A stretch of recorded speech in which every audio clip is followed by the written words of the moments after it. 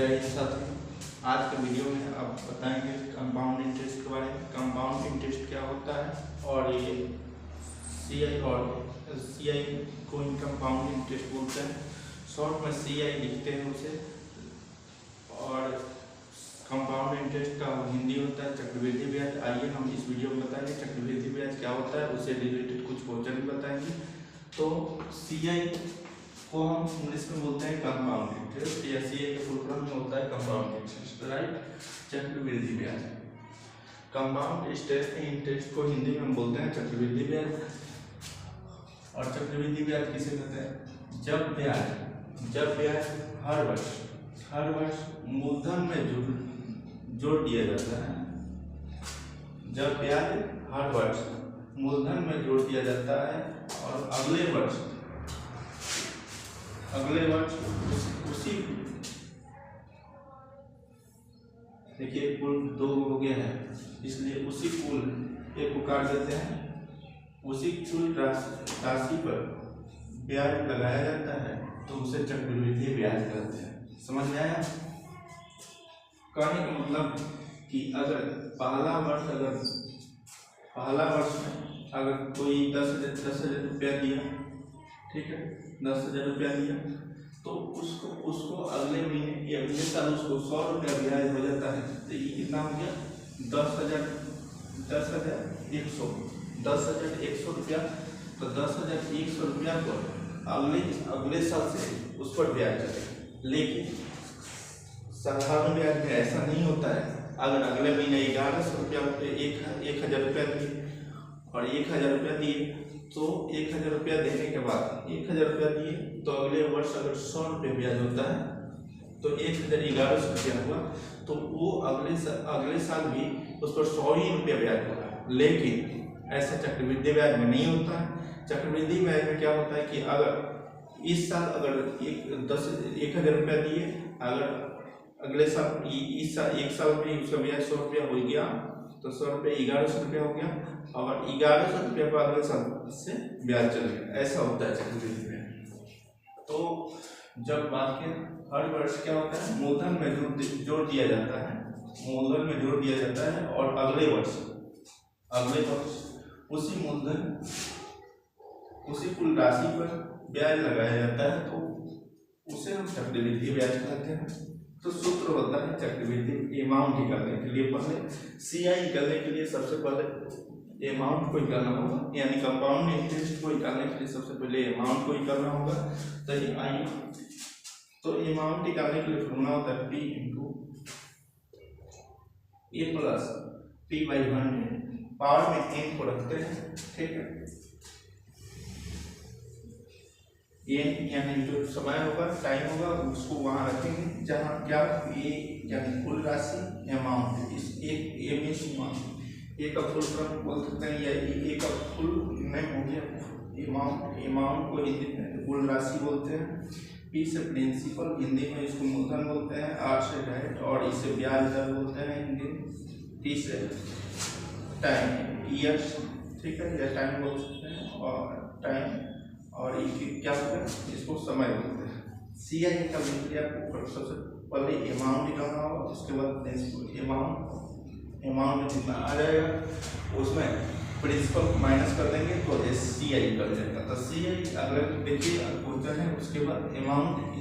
Compound interest का सूत्र क्या होता है? कंपाउंड इंटरेस्ट का सूत्र क्या होता है? तो amount equal to P × A + R/100। Power में T को रखेंगे या n में लिखते हैं। दूसरा क्वेश्चन है कंपाउंड इंटरेस्ट किस पर लगाया जाता है या किस पर लगता है? तो कंपाउंड इंटरेस्ट जो किस पर लगता है? कंपाउंड इंटरेस्ट मूलधन और ब्याज, ठीक है, मूलधन प्लस ब्याज पर लगता है। मूलधन प्लस ब्याज। कंपाउंड इंटरेस्ट और सिंपल इंटरेस्ट में मुख्य अंतर क्या है? मुख्य अंतर यह है कि सीआई ब्याज पर भी लगता है। सीआई ब्याज पर भी लगता है। चलिए कुछ क्वेश्चन है, इसको देखते हैं। तो इतना समझ में आ गया होगा। जैसे कि इसमें आपको बताया चक्रवृद्धि ब्याज क्या होता है। चक्रवृद्धि ब्याज निकालने से पहले हमें अमाउंट निकालना होगा। अमाउंट निकालने के लिए फॉर्मूला बताएं। फॉर्मूला उसके बाद एक इसमें अमाउंट को जानकारी होना चाहिए, अमाउंट तो निकालना होगा आपको। प्रिंसिपल की जानकारी होना चाहिए, प्रिंसिपल कितना है, रेट कितना है और टाइम। अगर ये तीन पता रहेगा तो अमाउंट निकल जाएगा। अमाउंट अगर निकल जाता है तो आप CI आराम से निकाल सकते हैं, कोई दिक्कत नहीं। चलिए अगले क्वेश्चन को पढ़ते हैं। क्वेश्चन है कि 1000 पर 2 वर्ष के लिए 10% वार्षिक दर से CI ज्ञात करें।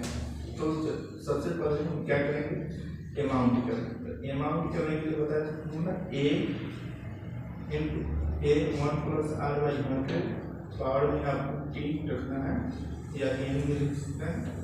चलिए तो अमाउंट कितना है आपका नहीं, अमाउंट A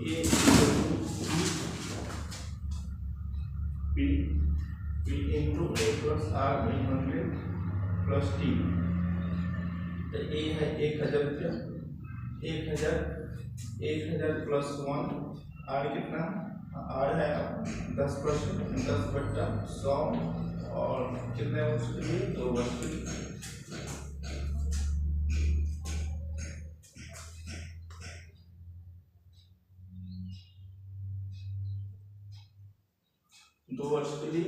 तो इसको 10 × 10 × 100, उसके बाद इसको क्या करेंगे 1000, 10 × 10 = 11/10, 10 पावर में 2 को रखेंगे, 2 है यानी जितने वर्ष के लिए पूछे तो उसको हम पावर में,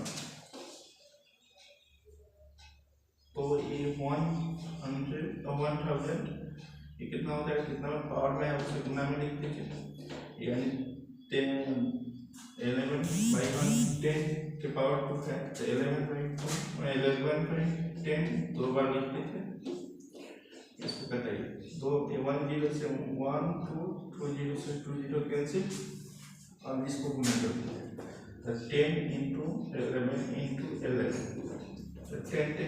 10 में 11 से गुना कीजिएगा तो कितना होगा 10, यानी 11 था ना, 110 में 11 से गुना कीजिएगा तो कितना हो जाएगा 0, 11 × 11 0, 11 × 11 तो ये हो जाएगा 11 to 1, यानी 1210 रुपया हो जाएगा, 1210। ये क्या निकला आपका अमाउंट निकला। और अमाउंट निकलते तो हम CI निकलना है, CI निकलने के लिए CI = A - P। तो A कितना है 1210 माइनस P कितना है, P आपका हो गया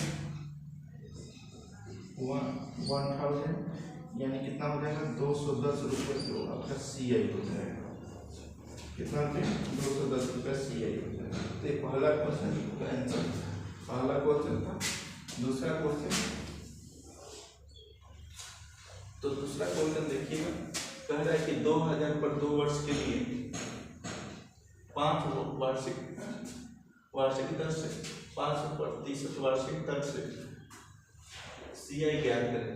ठीक है, तो CI ज्ञात करें, यह भी 2 वर्ष के लिए पूछ रहा है, तो इसको आसानी से आप बना सकते हैं। तो लिखेंगे A = P × 1 + R/100, और में P रखेंगे। A तो नहीं निकलना है हमें, P कितना है 2000 और 1 + R कितना है, R हो गया 5%/100, T कितना है 2 वर्ष कटाइए 5.5 और 20%, ये हो जाएगा कितना 2000 20 और 21/20 के पावर 2 हो जाएगा 2000 × 21/20, 21/20, 2 0 से 2 0 कैंसिल, 2 10 20, 2 से 2 10 गुना कीजिए, 1 5 5 यानी 5 × 21 × 21, तो इसको गुना करेंगे 5 में 21 से 5 में गुना कीजिएगा तो 5 हो जाए 5 और 5 हो जाए 10, 21 से तो 5 हो जाए 5 और 10 1 10, 5 2 10, 1 10 21 21, 5 0 2 यानी 2205 रुपये। ये जो आपका निकला अमाउंट निकला, ये अमाउंट ये निकला आपका कुल राशि बोल सकते हैं, कुल राशि। ठीक है, उसके बाद हम क्या करेंगे, सी आई इक्वल कितना होगा, सी आई इक्वल टू आप फॉर्मूला लिखे तो ए माइनस बी, ये है आपका 2205 माइनस आपको प्रिंसिपल करना है 2002, ये हो जाएगा 205, ये आपका सी आई इक्वल। ठीक है, सी आई कोई दिक्कत। तो ये इसके बाद तीसरा क्वेश्चन है, तीसरे क्वेश्चन की तरफ हम बढ़ेंगे।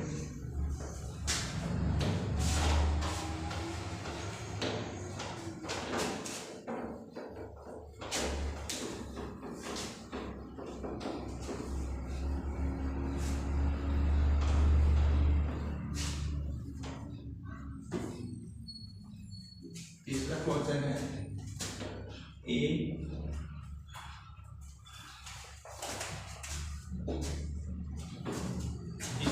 पहले आपको अमाउंट करना है, तो ये इक्वल टू कितना हो गया, A equal to P into 1 plus R by 100 by T.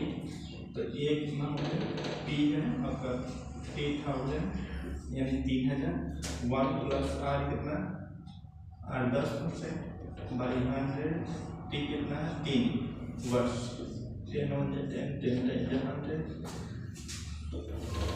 Amount ये कितना होगा 3000 गुने 10 10 1 11 बटा 10 के पावर 3, ये कितना हो गया 3000 गुने 11 बटा 10 गुने 11 बटा 10 गुने 11 बटा 10, 2 1 2 3 1 2 3। अब इसको आप गुना कर देंगे 3 इंटू 11 इंटू 11 इंटू 10 से कितना हो जाएगा 11 3 या 33, 11 3 या 33 हो गया। और 11 का स्क्वायर 11 में 11 से गुना कीजिएगा तो 121 हो गया। अब इसे गुना करिए तो 3 1 या 3 और 3 2 या 6, 3 1 या 3, 3 1 या 3 और 12 3 या 36। इसे ऐड करेंगे 3 और 6 3 9 और 6 3 और 6 9 3 कितना आ गया आपका 3993 रुपये, ये आपका अमाउंट निकल गया। अब आपको सी आई करना है, तो सी आई करने के लिए ए माइनस बी,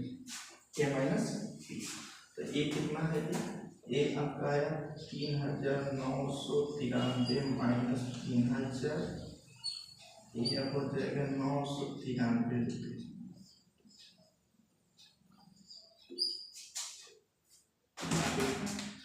चलिए इसके बाद हम अगले वीडियो में मिलेंगे। ये पार्ट 1 था विधि ब्याज का, तो आप लोग को समझ में आई होगी। थैंक यू, ये अगले वीडियो।